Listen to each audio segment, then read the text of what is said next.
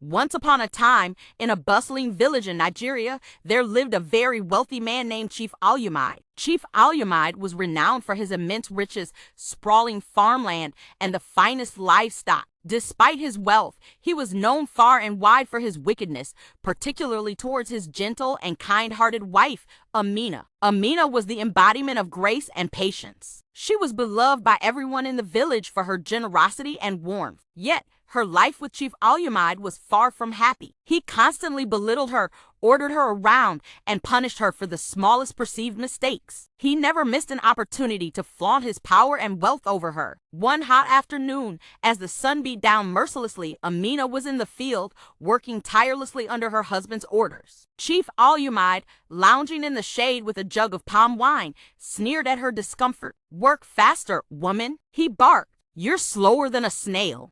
That night, after a particularly harsh scolding, Amina retired to her hut in tears. She had tried everything to please her husband, but nothing seemed to soften his heart. Desperate for solace, she prayed fervently to the gods for help. Unbeknownst to her, her cries reached the ears of Orunmila, the god of wisdom. Moved by her plight, Orunmila decided to intervene. In the dead of night, while the village slept, Orunmila appeared to Amina in a dream. "Fear not, Amina," he whispered. "Your suffering will end soon. I will grant you the power to transform yourself whenever you wish. Use it wisely." The next morning, Amina awoke with a strange sense of hope. She went about her daily tasks, enduring Chief Alumide's usual cruelty with a calm demeanor. One day, as she worked in the field, she whispered a prayer to Orunmila and transformed into a beautiful golden bird. She soared high into the sky, reveling in her newfound freedom. From that day on, whenever the abuse became unbearable, Amina will transform into a golden bird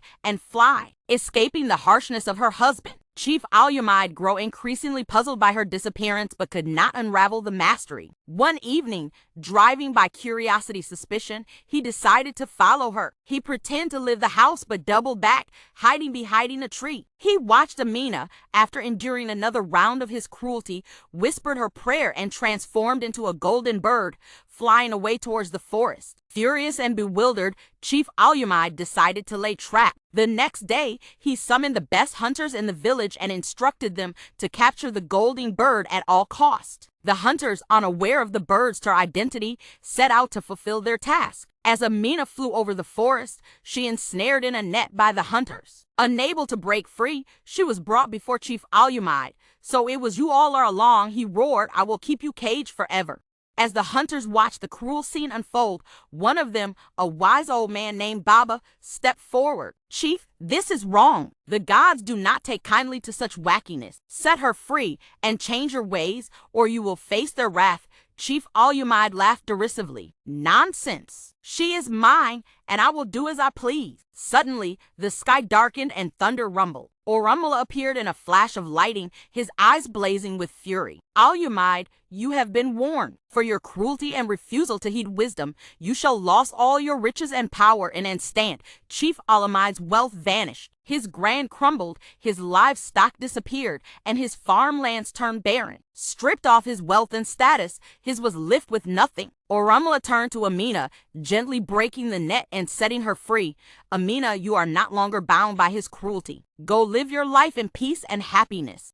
Amina transformed back into her human form and thanked Orunmila with tears of gratitude. The villagers, who had gathered to witness the spectacle, cheered for her freedom and the downfall of the wicked chief. From that day forward, Amina lived a peaceful and fulfilling life. She remarried a kind and humble farmer who treated her with the love and respect she deserved. As for Chief Alumide, he wandered the land as a beggar, a living reminder of the consequences of cruelty and pride. And so, the tale of Amina and the wicked Chief Alumide became a legend in the village, a story told to remind everyone that true wealth lies not in riches, but in kindness and compassion. What do you learn from this story?